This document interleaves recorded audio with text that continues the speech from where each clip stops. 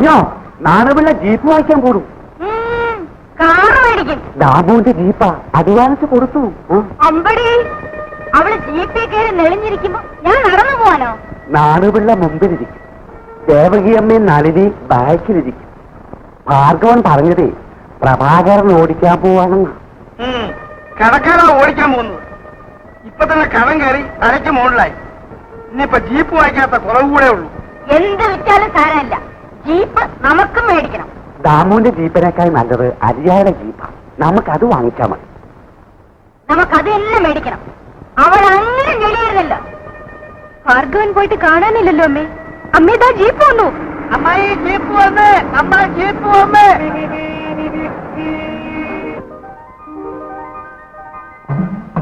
വരുമ്പോ ചൂളം വിളിക്കാൻ ഇവിടെ ഉണ്ട്.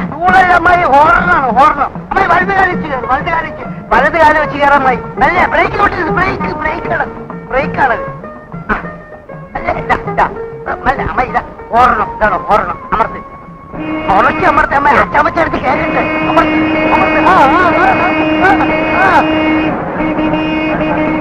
ദേവകിയമ്മയുടെ വീട്ടിലേക്ക് കേട്ടോ? ഇപ്പൊ ഞാൻ പറഞ്ഞ വിശ്വസിച്ചോ? നമുക്ക് ആദ്യം വാങ്ങിക്കേണ്ടതായിരുന്നു. നമുക്ക് മേടിക്കാം. ചായ വിലയിൽ മാറ്റമൊന്നുമില്ല. നേരത്തെ പറഞ്ഞോളൂ, ഒറ്റ വരിക. നമുക്ക് ആ കട വരെ വണ്ടി എടുക്ക് പോ. ഞാൻ കൂടി ഒന്ന് കട വരെ. അമ്മായി മുകളിൽ കയറണം, മുകളിൽ കയറണം. അമ്മായി ഇവിടെ എന്ത് കൊടുത്താണ് അമ്മായി ഇത്? ഉള്ളിൽ കയറി വേഗം വിട്ടോ ഡ്രൈവറെ. കമ്പിയെ പിടിച്ചാൽ മതി. കമ്പിയെ പിടിച്ചാൽ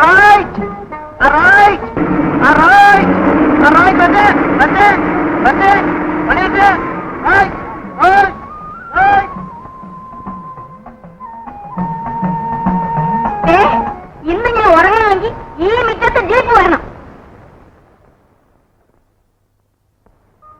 നമ്മൾ കാരണം 2 കുടുംബങ്ങൾ നശിക്കുന്നു. ഞാൻ കാരണം നീയും. ഗർഭിണിയാണ് നീ എന്തിനാ കള്ളം പറഞ്ഞത്? മറ്റൊരു വഴിയും കണ്ടില്ല.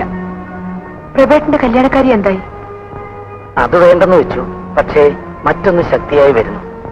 ഭാർഗവ്യമ്മയുടെ മകൾ രമണി. ഇതെത്ര കാലം ഇങ്ങനെ നീട്ടിക്കൊണ്ടു പോകും? എന്റെ അച്ഛനും നിന്റെ അപ്പച്ചനും തളരുന്നതുവരെ. അപ്പച്ചനാകെ തകർന്നിരിക്കുന്നു. വാശി കൊണ്ട് പിടിച്ചു നിൽക്കുന്നതാ. ഒറ്റയ്ക്കാവുമ്പോ മുറിയിലിരുന്ന് കരയുന്ന കാണാം. എന്റെ വീട്ടിലും സ്ഥിതി അതൊക്കെ തന്നെ. ഇനി നമ്മൾ ഒന്നുമില്ലാത്തവരാകുമ്പോ വീണ്ടും പഴയ പോലെ സ്നേഹത്തിലാകും.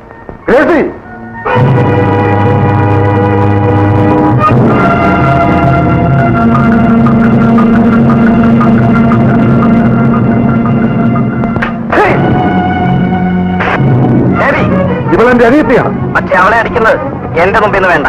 അടിച്ചാൽ എന്ത് ചെയ്യും? അടിച്ചാളിനെ ഞാൻ അടിക്കേണ്ടി വരും.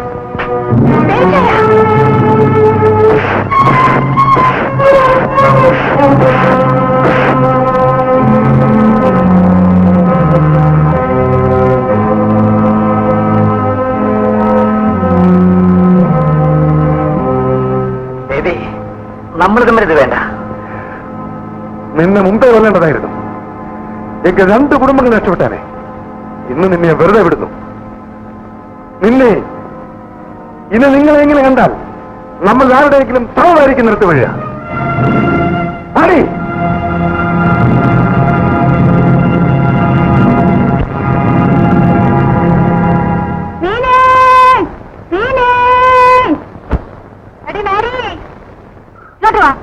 ഞങ്ങളൊക്കെ മീൻ കൂട്ടും.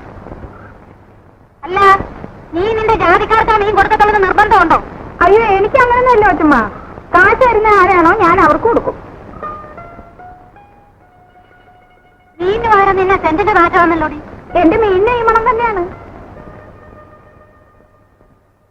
നിനക്ക് എവിടുന്നാണ് ഈ സെന്റ് കിട്ടുന്നേ? കാശ് കൊടുത്തിട്ട് ഇത്രയും മോനൊരു കുപ്പിക്ക് 9 രൂപയാണ്.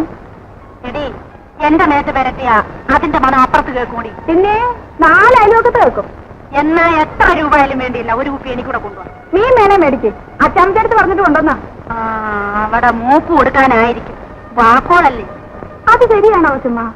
ആ കൊച്ചിന് വയറ്റിലുണ്ട? പിന്നെ ഇവിടുത്തെ പ്രധാനല്ലേ അതിന്റെ ആള്. ഷൂ, എന്റെ കർത്താവേ. എന്നിട്ട് അവക്ക് അത് വരണം. അവിടെ നിഹളത്തിന് അത് കിട്ടിയാ പോരാ. നളിനി, ആ ചട്ടി ഇഞ്ഞെടുത്തോണ്ട് വാ. കാശ് നാളെ തന്നാ പോരായടി. അയ്യോ പറ്റിയാലോ കൊച്ചമ്മ,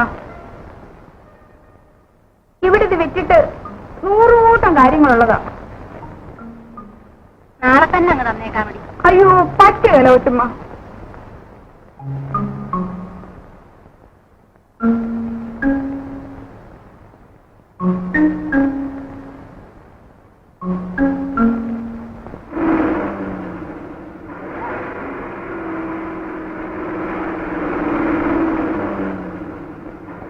ആ നമ്മുടെ ജീപ്പിന്റെ ബാക്കി കായ് കിട്ടിയില്ലല്ലോ പറയിച്ച മുതലാളി.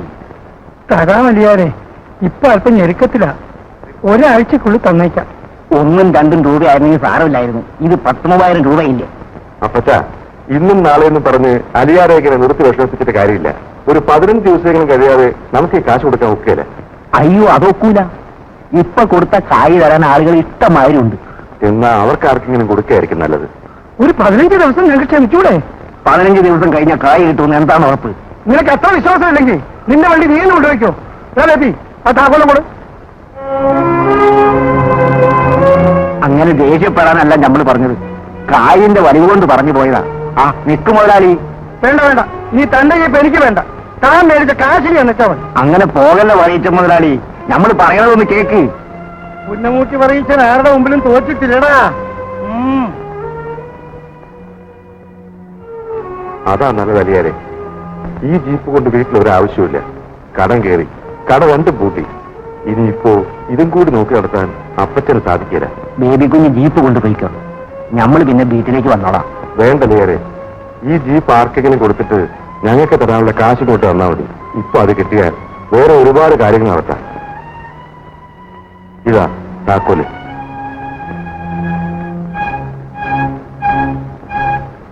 എന്നാ പിന്നെ ഈ സൈക്കിള് കൊണ്ടുപോയിക്കോളൂ ബേബി കുഞ്ഞ്. തൊമ്മീനെ ഏൽപ്പിച്ചാ മതി. വേണ്ട അലിയാരെ, ഞാൻ നടന്നു നോക്കോളാം.